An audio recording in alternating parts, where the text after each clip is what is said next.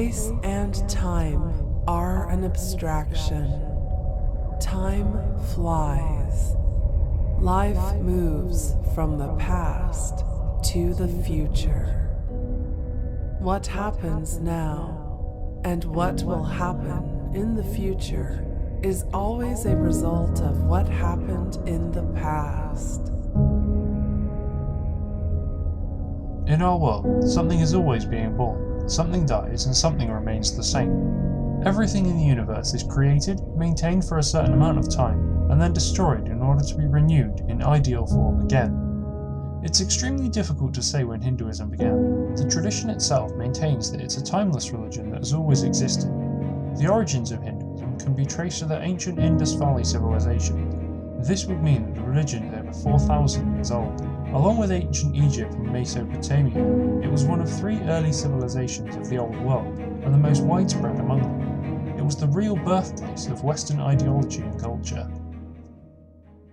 In the 19th century, after colonialising India by British Empire for several decades, many Western scientists had enough time to translate the books of Vedas into their own languages, as well as many Tibetan works which were based on Vedic teachings.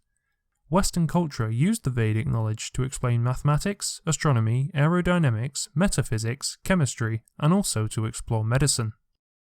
By the end of the 19th century, the fact is that India was already Britain's biggest cash cow, the world's biggest purchaser of British goods and exports, and no wonder that the sun never set on the British Empire, because even God couldn't trust the English in the dark. Today we've come together to speak about Vedic knowledge and the whole concept of Vedas. This is a most important question because Veda, this word means knowledge. It's a Sanskrit word. And the Vedas are understood to be having no material origin. That is, they come from God. In the Hindu culture, the creation of 4 Vedas is credited to Brahma. Brahma is the Hindu god of creation, and one of the trinity of Hindu gods. The others are Vishnu and Shiva. The Vedas cover all different aspects of human knowledge: warfare, art, science, and, of course, most importantly, the spiritual aspect of our existence. In material existence, these 3 aspects are always present: creation, maintenance, and destruction. So therefore, there needs to be some personality who puts their consciousness there in charge of these things. In the Hindu concept is the Trinity, Brahma, Vishnu, and Shiva. The Brahma is the creator of this material world, or what we would say the secondary creator. He works with the material elements that are given by the Supreme Lord. Vishnu is the maintainer, and Shiva the destroyer.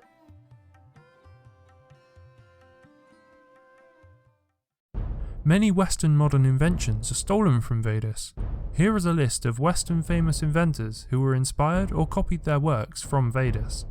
Sir Isaac Newton, English physicist and mathematician recognised as one of the most influential figures in the scientific revolution. Alessandro Volta, Italian physicist and chemist, credited with the invention of the first electrical battery. Charles Darwin, English naturalist and geologist, best known for his contributions to evolutionary theory. Max Müller, German-born philologist and Orientalist who lived and studied in Britain. He was one of the translators of the Vedas books. Alfred Nobel, Swedish chemist, engineer, innovator, and armaments manufacturer. He was the inventor of dynamite. Dmitry Mendeleev, Russian chemist and inventor. He created a version of the periodic table of elements that he described in his book, Principles of Chemistry. Mark Twain, American author, stated, "India is the cradle of the human race, the birthplace of human speech, the mother of industry, the grandmother of legend, as well as the great-grandmother of tradition. Our most valuable and most constructive materials in the history of man are treasured up in India only." Thomas Edison, American inventor and businessman. He developed many devices that greatly influenced life around the world, including the phonograph, the motion picture camera, and a long-lasting, practical electric light bulb. Nikola Tesla, Serbian-American inventor, electrical engineer, mechanical engineer, and physicist. He studied the frequencies or the power of sound. He was the author of the dynamic theory of gravity, but he never explained it. He stated that there is no energy in matter other than that received from the environment. Romain Rolland. The French scholar Romain Rolland wrote, "If there is one place on the face of Earth where all the dreams of living men have found a home from the very earliest days when man began the dreams of existence, it's India." Albert Einstein. Albert Einstein, German-born theoretical physicist, stated, "We owe a lot to the Indians, who taught us how to count, without which no worthwhile scientific discovery could have been made." He also said, whenever he found difficulties in experiments, he referred to Vedas for insights. Vedic knowledge is often confused with what today is called Hinduism. Actually, in the Vedas, the word Hindu does not appear. The concept of Hinduism comes from the Arabs, who referred to the Indians who lived on the other side of the Sindh River. And in that Arabic language, they cannot pronounce the S very well, and so Sindhu becomes Hindu. Numerous books are available in Hinduism. There are two historical legends known as the Mahabharata and the Ramayana. Of course, many people know about the book called Mahabharata and the Ramayana. These are two of the great Indian classics. The Mahabharata is accepted by Indians, people of Vedic culture, as being the authentic history of India.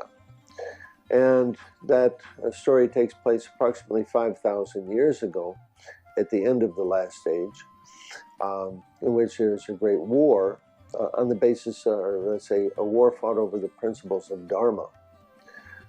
Dharma means, what are we supposed to do? How are we supposed to live? What are the principles by which this world should operate?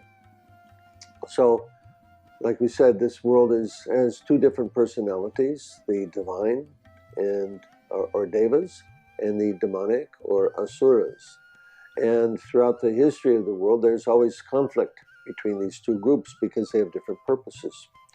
So the Mahabharata is a description of the Battle of Kurukshetra, what we might call the First World War, in which the devas, or the divine, and the asuras, they were fighting for control of the planet. Brahmastra, the weapon created by Brahma himself. The term Astra means an arrow or missile.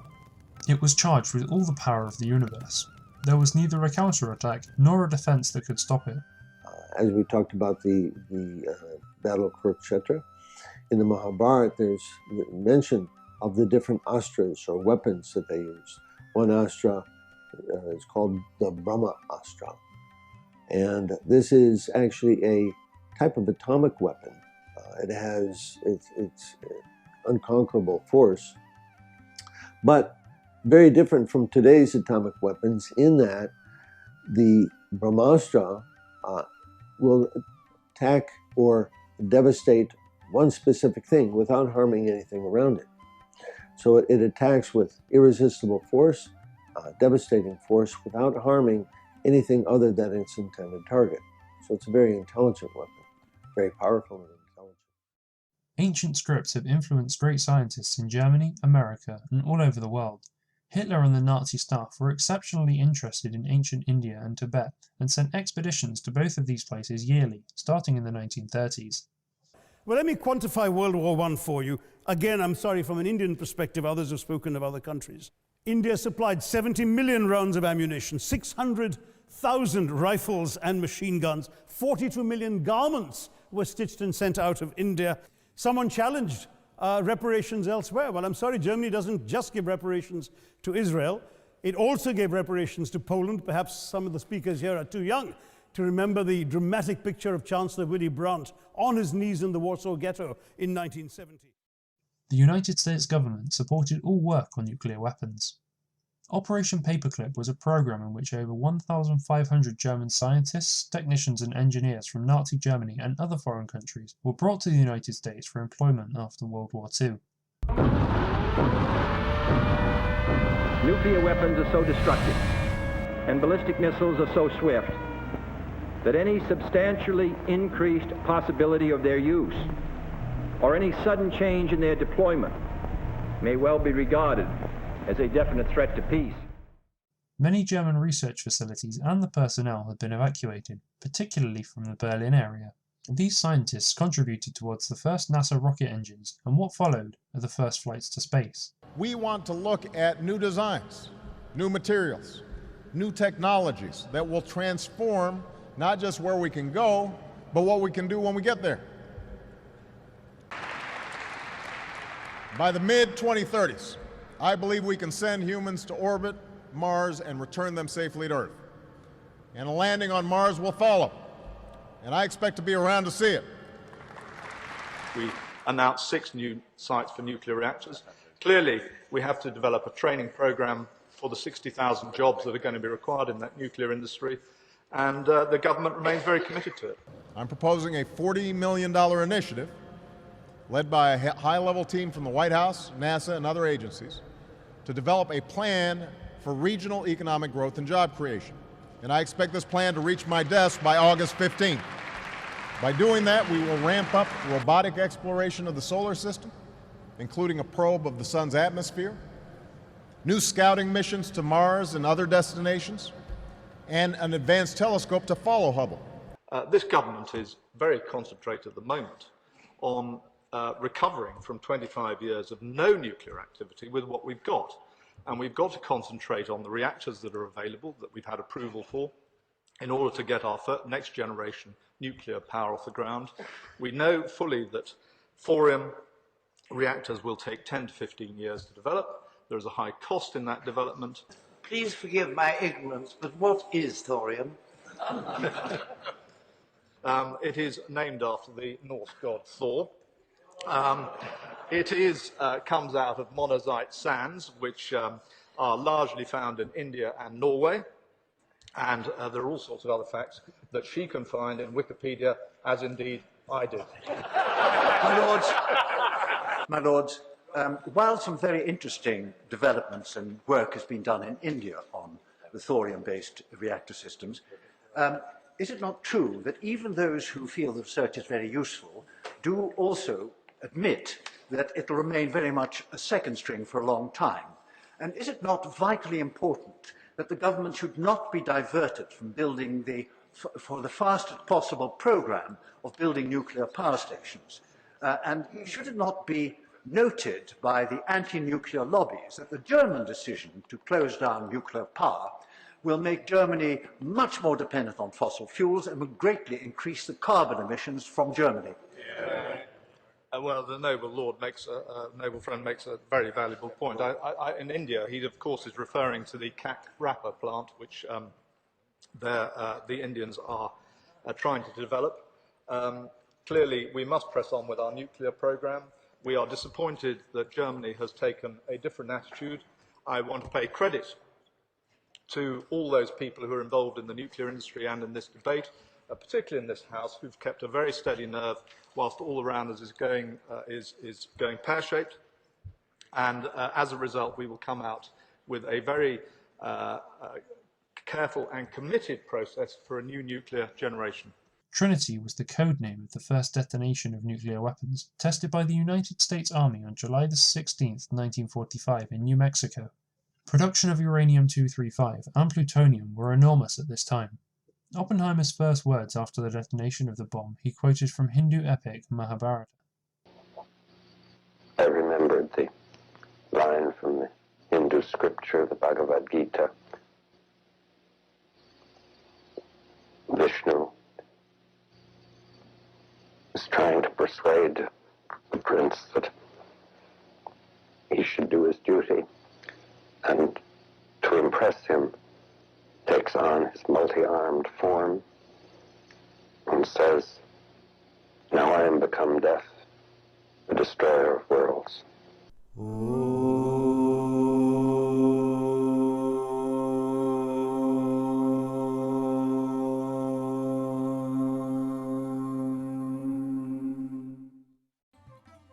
Sudarshana Chakra. It's a discus that represents the mind and revolving creativity. It's also a weapon that cuts the heads of demons. Chakra is used for the ultimate destruction of an enemy. It has spikes in 2 rows moving in opposite directions. It's the most powerful weapon in Hindu mythology. Neither Lord Brahma nor Lord Shiva could stop it. The Devas, they also have their different weapons. Vishnu, he has 4 arms, and in 2 arms he has a club and a disc. The other 2 arms, a lotus flower and a conch shell. So, because Vishnu is the maintainer of the world, two of these are for the Asuras and two are for the Devas. For the Asuras, there's the club and the disc, so that he can keep everything in check. Because the Asuras, by their nature, they don't care about others. They run roughshod over things, and so they need to be, it's like police. Police have to keep the criminal elements in check. So the club and the disc are for them. But for those who are godly or already agree to follow the laws of God, then he has the lotus flower and the conch shell. Pashupatastra in Hindu mythology is the most destructive personal weapon of Shiva, discharged by the mind, the eyes, words, or a bow. This weapon, when used, would destroy the entire world. Lord Shiva, of course, also has his weapons. Lord Shiva is in charge of the devastation of the material world. He's a very, very powerful personality. He's not in the category of living beings like us, but he's actually part of the Godhead. He is the shelter of those persons who are immersed or taken by Tamagun. So Tamagun means destructive elements, intoxication, death, warfare, and so on. In August 1945, during the final stage of the Second World War, the United States dropped atomic bombs on Japanese cities of Hiroshima and Nagasaki.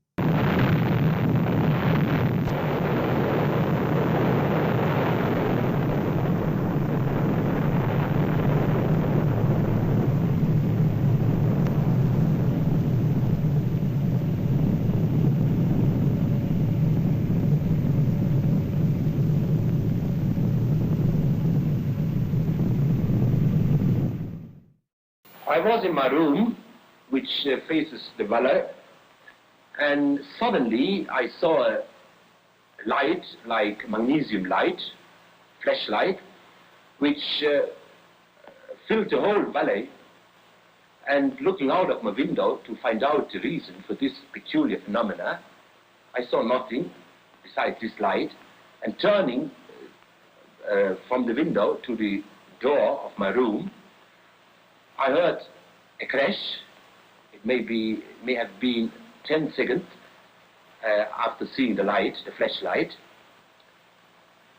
And immediately I was covered with splinters of the window frames and glass sticking into the walls and actually my flesh itself. The Mahabharata clearly describes a catastrophic blast that rocked the continent. It was an unknown weapon, an iron thunderbolt, a gigantic messenger of death, which reduced to ashes the entire race of the Vrishnis and the Andhakas. The corpses were so burned as to be unrecognizable. Hair and nails fell out. Pottery broke without apparent cause, and the birds turned white. After a few hours, all foodstuffs were infected. This looked like a description of deaths and devastation due to radiation poisoning at a nuclear blast. Based on these descriptions, many theorists believe that nuclear weapons could have existed in ancient times. However, it's not clearly explained by science how these ancient civilizations knew such an advanced technology. The more we try to understand this, the more questions we uncover.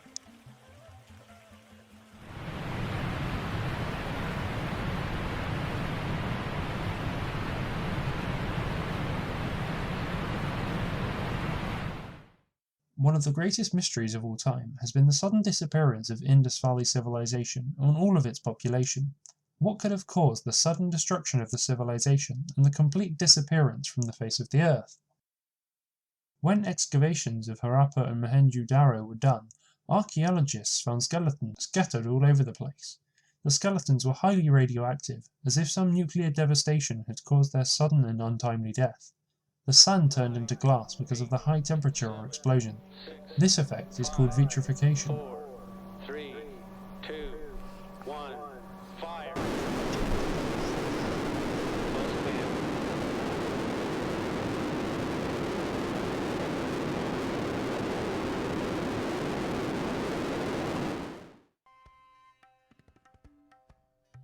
The ancient Hindus could navigate the air, and not only navigate it, but fight battles in it. One of the most fascinating topics spawning from India's past is the story of ancient flying machines known as VIHRMANAs. There are some records describing how to build one, and the instructions are quite precise. The ancient Indian epic describes a Vimana as a double-deck circular aircraft with portholes and a dome. It flew with the speed of the wind and gave forth a melodious sound. There were at least 4 different types of Vimanas, some saucer-shaped, others like long cylinders, cigar-shaped airships. So Vimana, this is a flying ship. They're mentioned in many places in the Vedas. Previously there were flying airplanes, and not mechanical devices like we have today using petroleum, but they actually worked on other principles.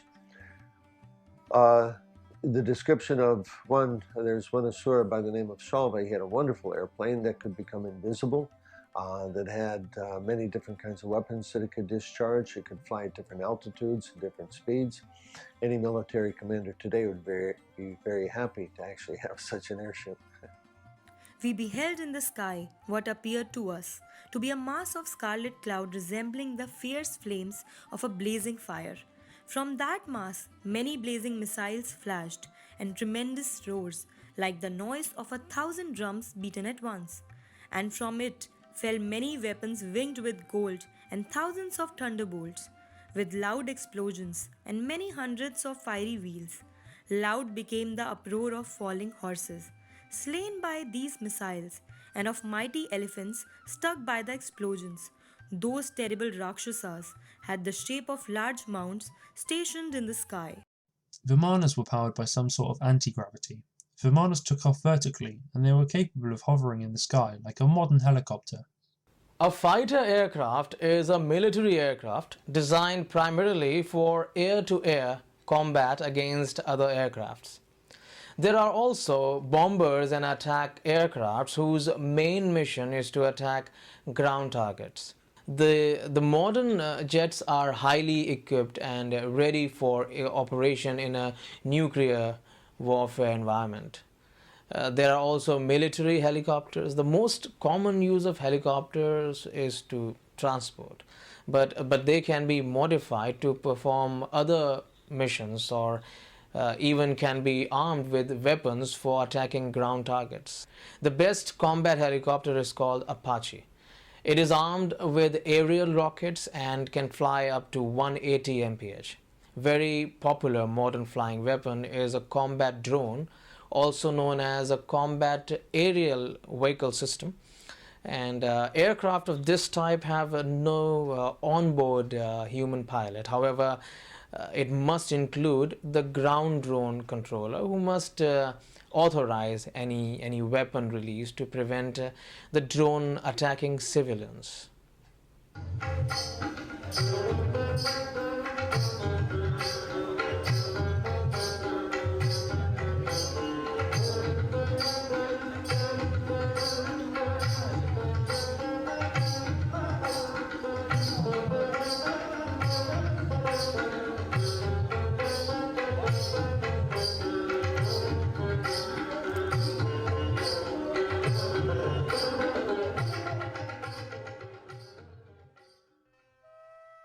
This age that we're in today is called Kali Yuga.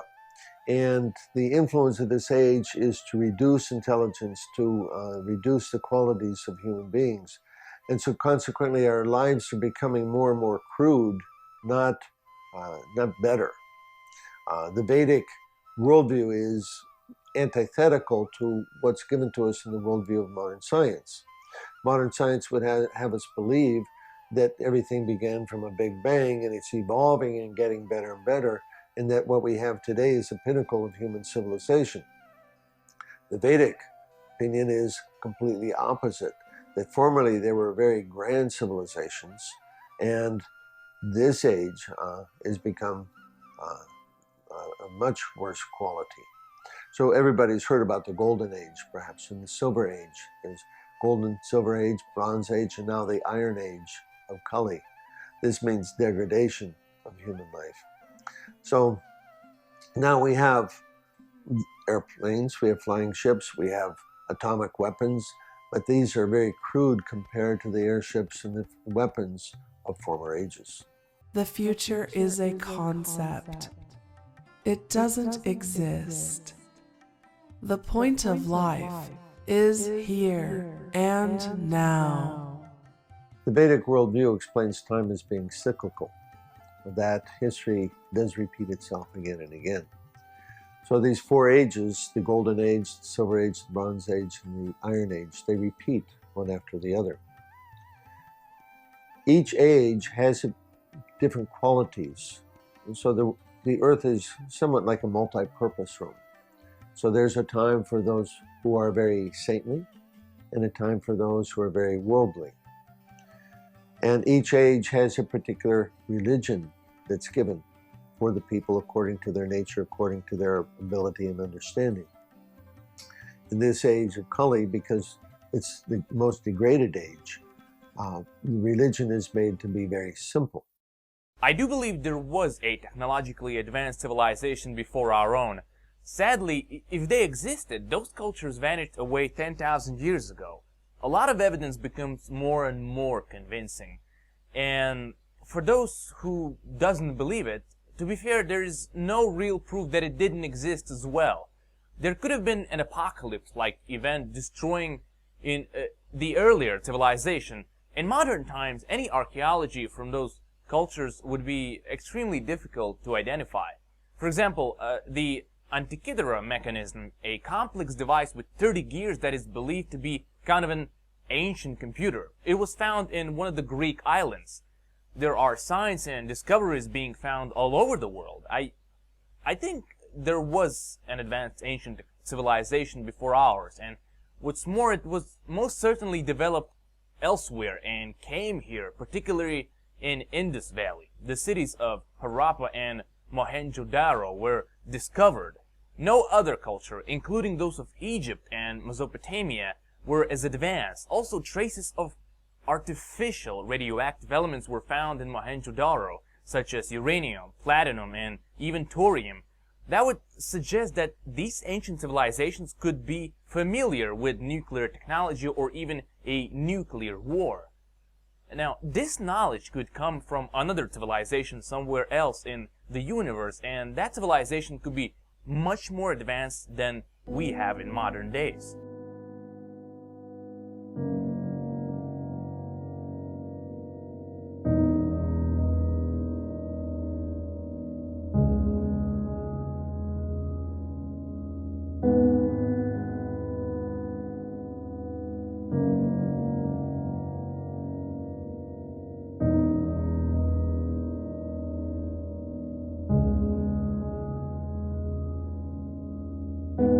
It's never too late, and it's not too soon.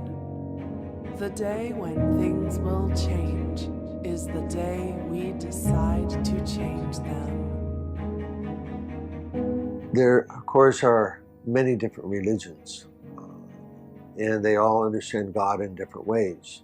So it's not necessary that everybody has to understand God in the same way. They can keep to their own understanding of God, but at the same time, the process of self-realization and the process of spiritual emancipation remains the same, chanting the names of God.